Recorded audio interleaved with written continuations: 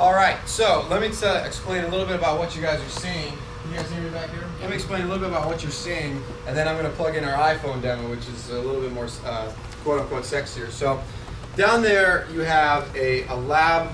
This is basically a lab demo. Okay, this is made from completely off-the-shelf parts. It's very big. It's much bigger than it really needs to be. And the whole point of this particular demo is to prove that PowerBeam can transfer wireless electricity at a constant rate across long distances. So the rate that you get coming out of the transmitter is the exact same amount of power that's being received here. It would be the exact same amount of power being received here and all the way across the other end of the room if we were to do so. Okay? So what happens is regular electricity goes into the transmitter, and the laser diodes turn electricity into an invisible optical heat. Tell me, can you see any energy being passed from that transmitter to that receiver right here? No. No, not at all. Can you guys see any power being transmitted from there to there? No. The secret sauce is that we use a wavelength that's so long, okay, your eye can't see it. And so that's one of the reasons why we can do what we can do.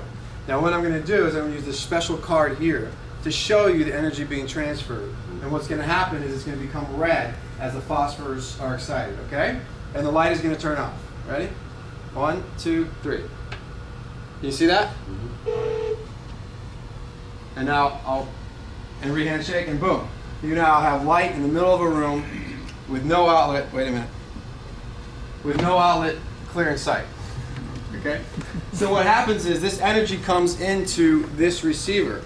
This receiver is basically a solar cell. Okay? It catches the heat and turns electricity, or this heat back into electricity. In this case, powers this LED light bulb. Okay? This is very simple technology, but again, it wasn't really available at an economic sort of price point until those guys got really powerful and really cheap. And these guys, which is basically a solar panel, which everybody's investing in solar panels now, became basically really, really cheap. Okay? Does it have to be line of sight? That's a good question. And I'll field questions now. So this technology does have to be line of sight. So you do need to have line of sight to it. Now, there are a couple of tricks around that. A couple which are proprietary, which I won't mention, okay? But there is one that we can mention. There's something in this room that has line of sight to everything that you're seeing. We got a whole bunch of smart people in here. We got some engineers, we got some mechanical guys. What do you think that's in this room that has line of sight to everything within a sphere of view? Right here. The lighting. So the long-term vision of PowerBeam is that one day you'll screw out a light bulb and you'll put in a power bulb. And that power bulb will have some LEDs on it, it'll be a transmitter, and I'll take my phone or whatever the application is, because who knows what this is going to be in 5 years from now, okay? You're going to take this out, you're going to put it right here, the transmitter is going to see it, it's going to have a recognized proprietary PowerBeam receiver, the transmitter will receive it, they'll handshake, and boom. Now that young lady there, she's sitting there and she's charging her iPhone from her computer right now. See that cord?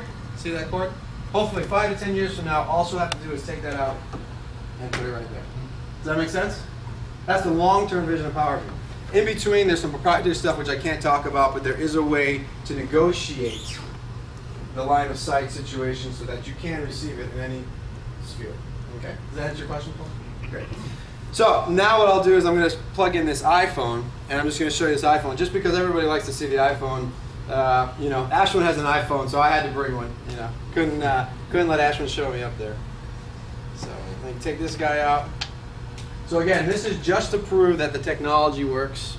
And this, by the way, is just a step-down box. So this just matches the volts to the iPhone.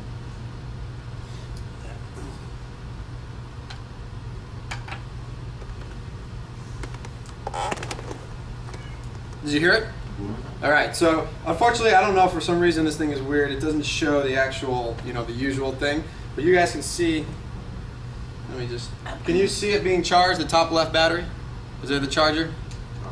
Top right. Yeah, top right, I'm sorry. Top right, is it being charged? Just went out again. Do you see the battery charger? The plug? Have you used an iPhone before? Yes, it is. Okay, there we go. Hey, thanks, Alex. Yeah, all right, we got one. Some of us are 19th century. Yeah. So this is just a very simple iPhone. So already I've shown you 2 applications using the same, basically, lab demo that we made last year. I'll go ahead and cut it out again. And then in about 10 seconds, it'll re-handshake. Let's listen for the ding.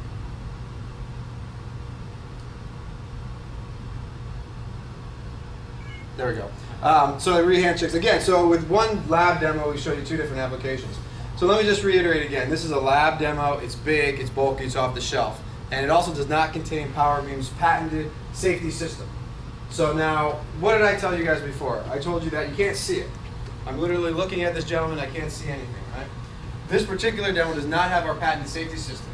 The safety system is basically a beam guard that would basically ensure that you do not ever interact with PowerBeam. So there'd be a VGA camera on this side, and you would bore side the energy path to the receive. So it's a camera that's always looking at the outside of it. Here's the energy beam. It's always looking down to see if there's anything in this sphere. Now, should it see anything in that sphere, a dog, a cat, a person, whatever, boom, the system instantaneously shuts down, runs off a small buffer battery, okay? We call that the belt. There's also some suspenders. The suspenders is the IRD back channel from the receive to the transmit. So it's basically your, whoever's not familiar, it's like your remote control. The communication from your remote control to TV, that's called IRDA. That back channel is always communicating with the transmitter. So they're both always talking to each other, and should anything interrupt that, the system instantly shuts down. The whole point of that story is, number one, we have IP, okay? We're the only ones that can transfer optical power and be approved for it to sell in the consumer market. And number two, with PowerBeam's technology, you'll never see it, and you'll never interact with it. So you'll never know it's even in the room. All you'll know is that there's a light in the middle of the room, there's a digital photo frame hanging on the wall with no dangling cord, or you got two speakers sitting behind your couch in the middle of your gigantic Atherton mansion that you worked so hard to get, and you didn't want to pay an electrician $3,000 to install two outlets in your beautiful hardwood floor. Does that make sense? All right, thank you. That's the demo. Do you have any questions, sir?